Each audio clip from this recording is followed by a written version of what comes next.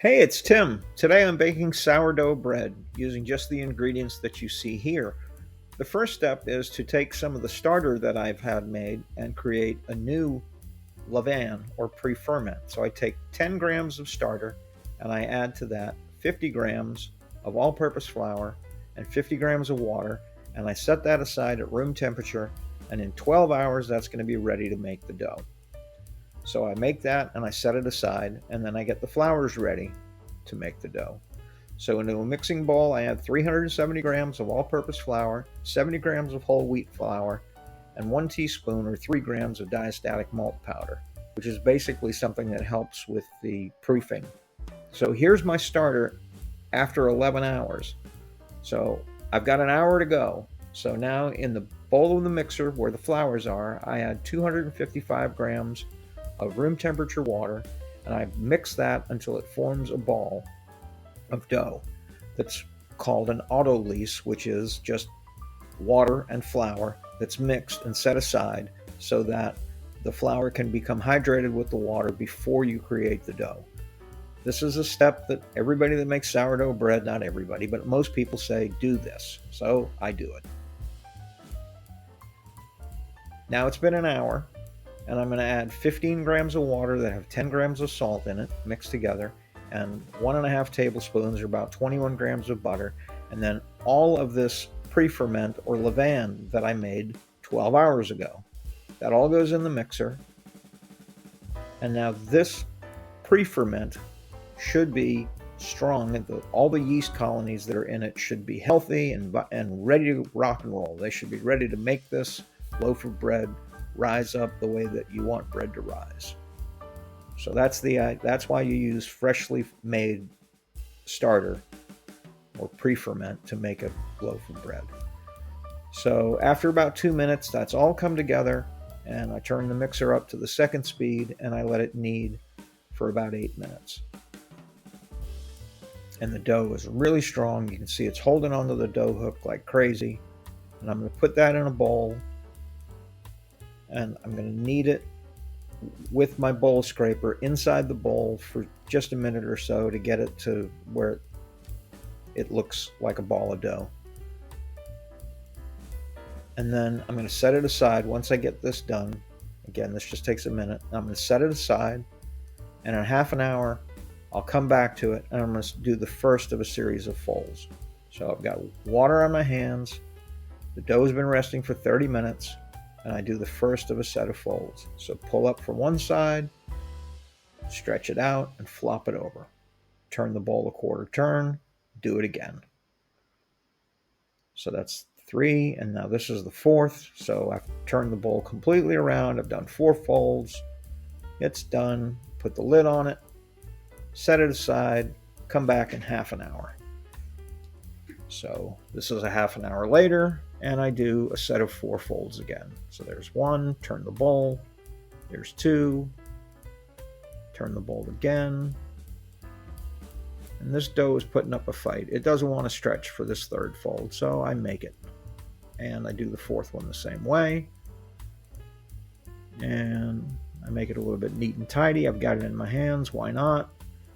And I'm going to put it in the bowl, and I'm going to let it rest another 30 minutes. And I'll do 1 more set of folds. And here's the last set of folds that I'm going to do. And then the dough has to rest and finish the rest of this first rise, which in the sourdough world is called bulk fermentation.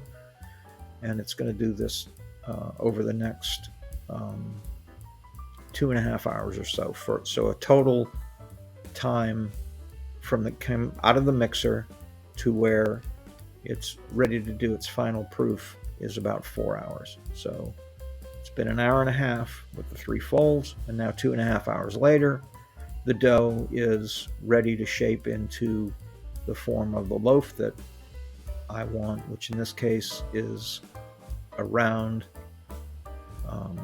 boule, as it's called, which I believe is French for bowl.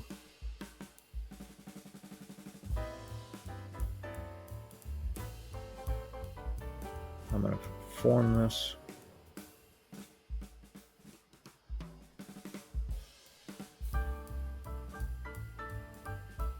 First, I stretch it out a little bit.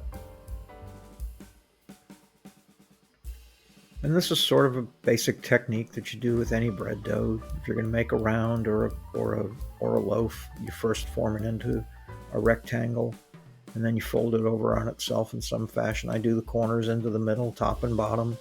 So now it's square. I turn it 90 degrees, and I pull that top over and just keep rolling. Pull the sides in, roll, and now it's a ball, and drag it across the countertop. There's not a heck of a lot of flour here, so the dough wants to stick to the counter, which is good because that creates resistance. It makes the top form into a nice tight skin. And so that's going to be the top of the loaf when it's baked. Here in a second, I'm going to put this into the proofing basket, and it's going to go in upside down. So what we're seeing as the top right now is going to be at the bottom of the basket. And when it comes out of the basket, you'll see the reason for that. It helps with the way it looks. So this is called a banneton. It's what you use to make a round loaf of bread. And you can see it's got flour that's been caked on the inside of it because I've been using this to bake bread. And that flour, you don't ever clean it. You don't ever wash it. You can scrape it out, but you don't ever wash it.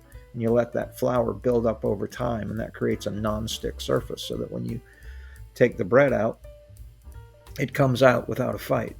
If you don't have it properly seasoned, it'll stick to that wood, and it's a mess. So it takes a few uses to get it to the point where it's easy to turn out. So that's it. So that's the bottom of the bread. It's on the top of the bowl right now, but when we turn it out, that's going to be the bottom of the loaf. And I just pinch it together to make sure that it doesn't do any weird cracking or anything once it bakes. So now this gets set aside until it rises sufficiently. And that's going to take a couple of hours. It could take less, could take more, could take 3 hours. But the way to test it is to do this. So it looks good to me. So I put some flour on it, and I put some flour on my finger, and I'm going to do the poke test. So punch it in and watch what happens. It comes back, but it's not coming back all the way. So that's supposed to indicate that the dough has sufficiently proved. If it bounces back all the way quickly and you can't see that there is an indent there, then you have to let it go for a longer period of time. You want it to come back a little bit, but not come back all the way. And so now I'm going to take a piece of parchment that I folded in half, and I'm going to make a sling for this to go. I take this extra step to make this like this because I like to get rid of the excess paper because I don't like the way that it looks when the bread, it looks to me like the bread tends to get caught up in the paper when I bake it. So I make this sling, and now I'm going to turn the dough right side up.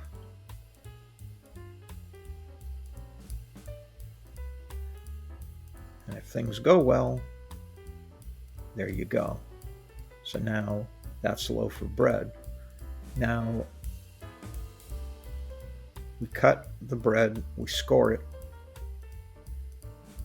And the reason to do this is because this bread is going to bake inside a cast iron Dutch oven that I'm heating in a 500 degree oven right now.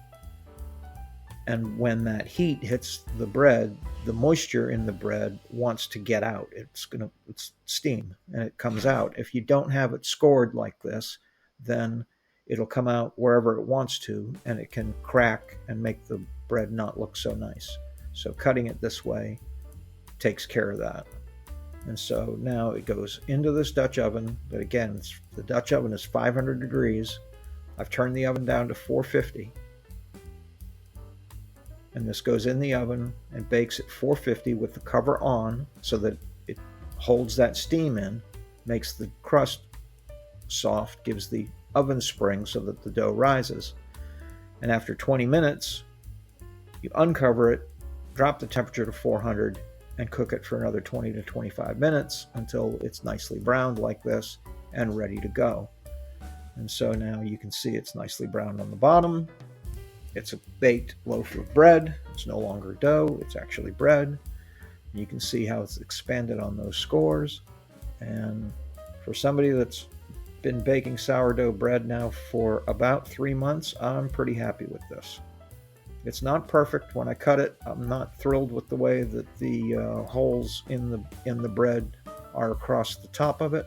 But overall, I think it's a good loaf of bread. It tastes good. The texture's good. It's soft. Makes a great sandwich. And overall, I'm happy. So there is sourdough bread.